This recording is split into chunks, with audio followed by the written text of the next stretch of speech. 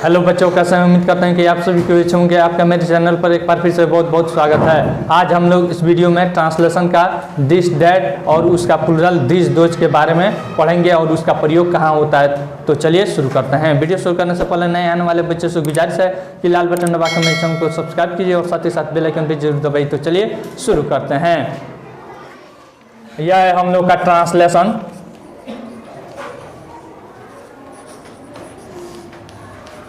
अनुवाद। इसमें हम लोग को पढ़ना है दिस डैट। सबसे पहले हम यहाँ पे इसका वर्ड मीनिंग लिख देते हैं। दिस मतलब यह है, सिंगुलर नंबर के लिए यह यूज होता है। और फिर इसका प्लूरल इधर हम लिख देंगे। यह है आपका डैट। डैट मतलब वह। इसका प्लूरल देख लीजिए। प्लूरल जो है, इसका प्लूरल होता है दीज, THESE। इसको पढ़ते हैं दीज। दीज मतलब ये और फिर ये सब, ठीक है। फिर उसके बाद इसका प्लूरल होता है दोज, THOSE। इसको कहते हैं दोज। दोज मतलब वे और फिर वे सब। इसका वर्ड मीनिंग आपको याद कर लेना है। फिर उसके बाद अब इसका प्रयोग कहाँ होता है इसका हम जानेंगे। यह दिस डैट जो है, यह सिंगुलर नाउन के पहले या फिर सिंगुलर नाउन के लिए और फिर अनकाउंटेबल नाउन के लिए इसका प्रयोग किया जाता है। यह सभी का प्रयोग इशारा करने के लिए किया जाता है। किस काम के लिए किया जाता है? इशारा करने के लिए। अगर मैं इसे इशारा करके बोलूं कि यह एक ब्लैक बोर्ड है, तो यहाँ पे मैं इसका यूज करूंगा this is a black board, ठीक है। यहाँ पे लिख देते हैं स्टार लगाकर प्रयोग। इसका यूज होता है, यहाँ पे लिख देते हैं दिस डैट, उसके बाद दीज तथा दोज का प्रयोग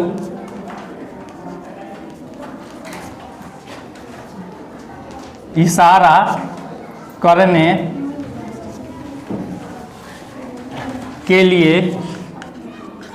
के लिए किया जाता है। जैसे यह किताब है, यहाँ पे हम इशारा कर रहे हैं किताब के तरफ, यह किताब है, तो हम इसका यूज करेंगे। यहाँ पे यह का इंग्लिश दिस और फिर है मुख्य क्रिया के रूप में है, तो इसके साथ इज लग जाएगा और फिर a book. This is a book. फिर उसी तरह से यहाँ पे दिस और फिर इसका जब प्लूरल रहेगा, प्लूरल भी एक लिख देते हैं। जैसे ज़्यादा किताब रहेगा, एक से ज़्यादा किताब रहेगा, तब क्या लगाएंगे? ये, चाहे ये सब, ये या फिर ये सब। यहाँ पे लिख देते हैं ये किताबें हैं, ये किताबें हैं। तो यहाँ पे ये का इंग्लिश हो जाएगा दीज। यह नज़दीक के लिए प्रयोग किया जाता है, दिस और फिर और दीज का। अब दीज के साथ क्या लगेगा? आर लगेगा। दीज आर बुक्स, क्या लगेगा? बुक्स। कोई दिक्कत?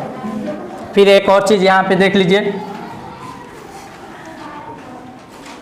यह दिस डैट और फिर दिस दोज क्या है? डिमोन्स्ट्रेटिव प्रोनाउन या फिर एडजेक्टिव है। यहाँ पे लिख देते हैं दिस डैट और दिज दोज डिमोन्स्ट्रेटिव प्रोनाउन है। DEMONSTRATIVE,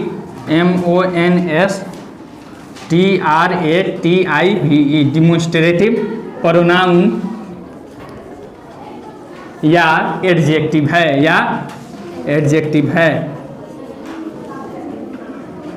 ठीक है। यह प्रोनाउन भी है और एडजेक्टिव भी है। एडजेक्टिव तब होगा जब इसके बाद कोई नाउन आएगा, ठीक है ना। अब देखिए यहाँ पे अब यहाँ पे दिस और फिर दिज का प्रयोग कहाँ होता है और फिर दैट और दोज का प्रयोग कहाँ होता है, इसके बारे में हम लिख देते हैं।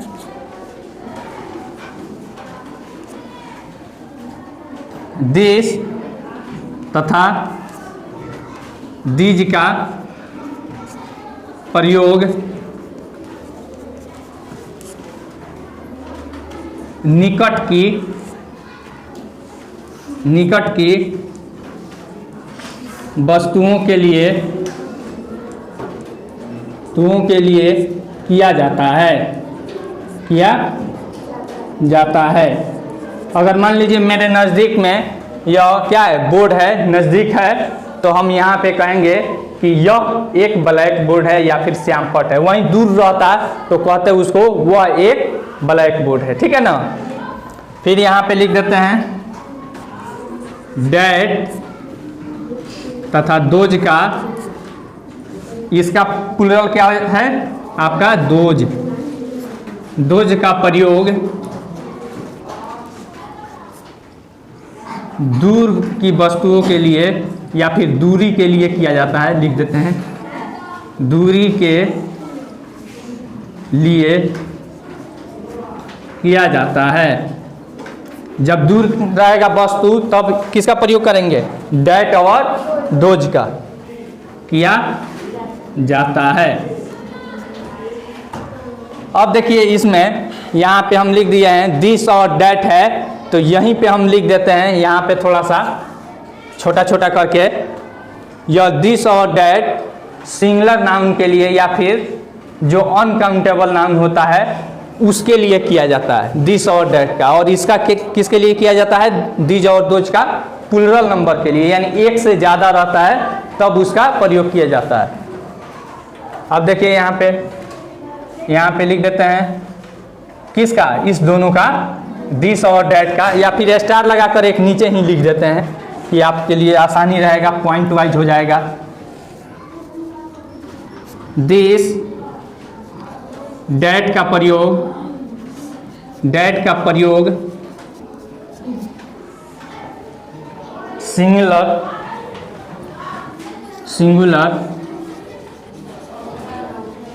सिंगुलर नाउन तथा अनकाउंटेबल नाउन, जिस नाउन को गिन नहीं सकते हैं जैसे पानी, तथा अनकाउंटेबल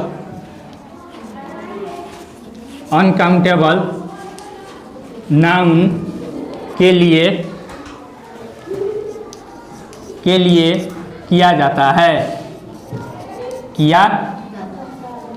है। अब एग्जाम्पल हम लोग को देखना है। यहाँ पे मैं कहूँ वह लड़का है,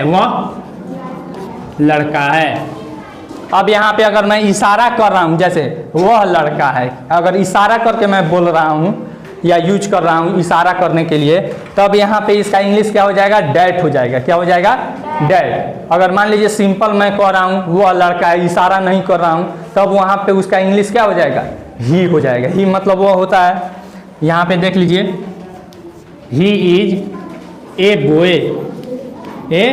बॉय। लेकिन अगर मैंने इशारा कर दिया कि वह लड़का है, तब क्या इसका बन जाएगा, डैट, ठीक है ना।